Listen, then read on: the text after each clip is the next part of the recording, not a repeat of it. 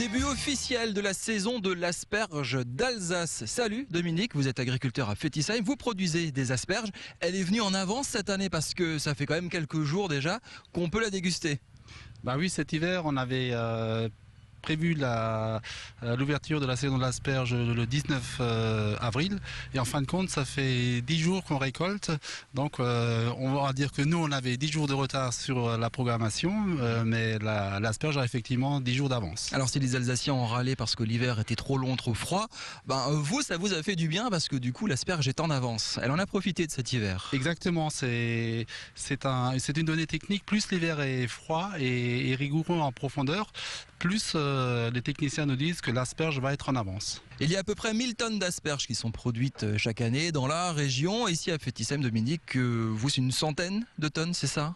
Oui, exactement. Bon, ça fait pas trop longtemps qu'on produit cette quantité-là. Nous, on est plutôt spécialisé dans l'asperge. On a un peu de céréales, enfin une exploitation moyenne, mais par contre, par rapport à l'asperge, on est spécialisé dans cette production.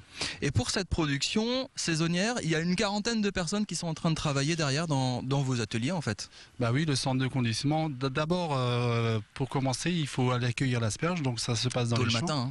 Tôt le matin, oui. On commence tôt le matin, mais dans la journée, on en cueille aussi quand même un petit peu. C'est difficile à manipuler, c'est difficile à conditionner, il faut faire attention. On vous voit, vous utilisez déjà beaucoup d'eau pour la laver, il faut la maintenir un petit peu humide quand même. Oui, ça c'est un point important aussi où on fait très attention.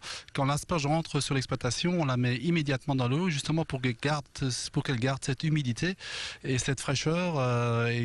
Tout au long du conditionnement, elle est en contact avec de l'eau pratiquement. Comment vont faire nos téléspectateurs pour reconnaître dans les supermarchés ou chez leurs marchands la bonne asperge d'Alsace? C'est quoi le truc? Alors déjà, c'est écrit dessus, c'est comme le port-salut, ça d'accord, mais à quoi il faut faire attention? C'est écrit dessus asperge d'Alsace, mais en plus on a notre petit logo, la petite alsacienne, qui... Elle est charmante, la petite alsacienne. Qui est charmante, oui. Au-delà de ça, il y a un toucher, une couleur, faut que ça craque. Comment on fait? Voilà, est-ce que c'est comme un melon, ça se sent? Comment il faut faire? Non, ça se sent pas. Mais oui, au visuel, il faut qu'elle brille en fin de compte. Faudrait pas qu'elle soit desséchée. Il faut qu'elle soit un petit peu brillante, bien droite, pas trop colorée. Je crois que tout ça, c'est un vecteur de qualité. Est-ce que les Alsaciens ont compris que l'asperge ne se mange pas toute l'année? Je veux dire par là, on en trouve tout le temps, l'asperge qui vient d'autres pays européens ou d'autres pays du Sud. Est-ce qu'aujourd'hui on a compris cette saisonnalité des fruits et légumes notamment? Il y a certains agriculteurs qui se battent pour ça, pour dire ne mangez pas des fraises toute l'année, ne mangez pas des asperges au mois de décembre par exemple. Oui, je crois que le consommateur d'asperges est sensible à ça. On se rend compte que nous, on essaye toujours d'être plus précoce, mais en fin de compte, il n'y a pas trop de demandes si on est trop précoce.